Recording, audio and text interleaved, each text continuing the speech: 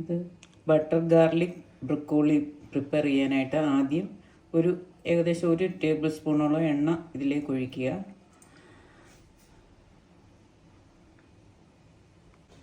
എന്നിട്ട് അതിലേക്ക് ഏകദേശം ഈ വലുപ്പത്തിലുള്ള ബട്ടർ ഇട്ട് കൊടുക്കുക. അതായത് 1 സ്പൂൺ കാണും.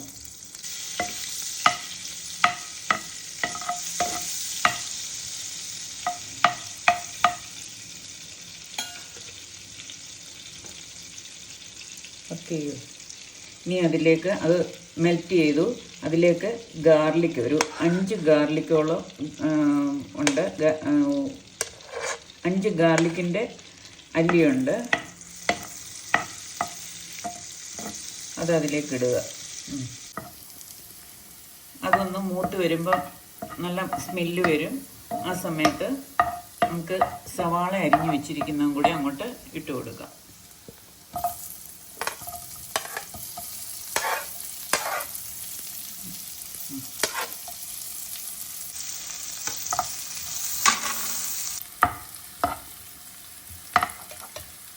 സവാള എളുപ്പം നിന്ന് വഴന്ന് കിട്ടുന്നതിന് വേണ്ടി അല്പം ഉപ്പ് ചേർത്ത് കൊടുക്കുക. ഓൾറെഡി ഉപ്പ് നമ്മൾ ബ്രൊക്കോളി പ്രിപ്പയർ ചെയ്തപ്പം അത് ക്ലീൻ ചെയ്യാൻ നേരം മഞ്ഞളും ഉപ്പും കൂടി ഇട്ടാണ് ചൂടുവെള്ളത്തിൽ മുക്കി വെച്ചിരുന്നത്. അത് കണക്ക് കൂട്ടി ഒരു സ്വല്പം ഉപ്പിട്ടാൽ മതി. ഉപ്പുണ്ട്, എളുപ്പം ഒന്ന് വഴന്ന് കിട്ടുന്നതിന് വേണ്ടിയിട്ടാണ് ഉപ്പ്. പിന്നെ അതുകൂടാതെ ഉപ്പുള്ള ബട്ടറാണ് ഉപയോഗിച്ചിരിക്കുന്നതെങ്കിൽ ഉപ്പ് ചേർക്കുന്നത് സൂക്ഷിച്ച് വേണം.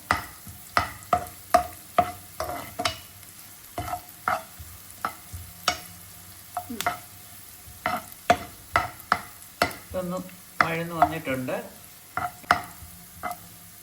മഞ്ഞളും ഉപ്പും ചൂടുവെള്ളത്തിലിട്ട് ബ്രൊക്കോളി കഴുകി വാരി വെച്ചിരുന്ന തോർന്നിരിക്കുകയാണ്. അത് ഇനി നമുക്ക് ഈ ഉള്ളിയിലേക്ക് ചേർത്ത് കൊടുക്കുക, സവാളയിലേക്ക് ചേർത്ത് കൊടുക്കുക.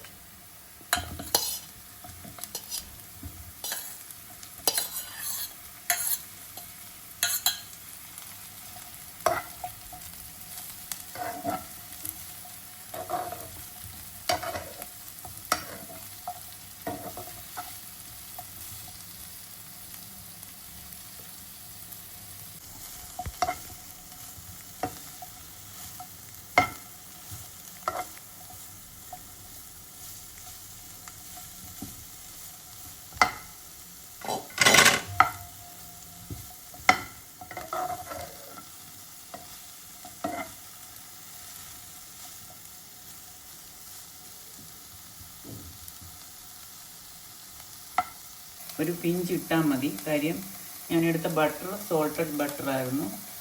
ഓൾറെഡി നമ്മൾ ബ്രൊക്കോളി ഉപ്പിട്ട ചൂടുവെള്ളത്തിൽ മുക്കി വെച്ചിരുന്നതാണ്.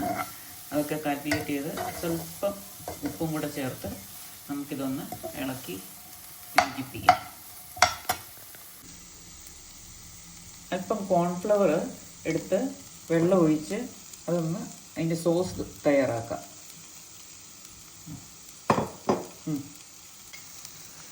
ഈ തയ്യാറാക്കിയ സോസ് അതിലേക്ക് ഒഴിക്കുകയാണ്. ആ സോസ് അതിലേക്ക് തയ്യാറാക്കി വെച്ചിരുന്ന പ്രിപ്പയർ ചെയ്ത് വെച്ചിരുന്ന ഇതിലേക്ക് ഒഴിച്ച് ഒന്ന് ഇളക്കി യോജിപ്പിച്ചെടുക്കും.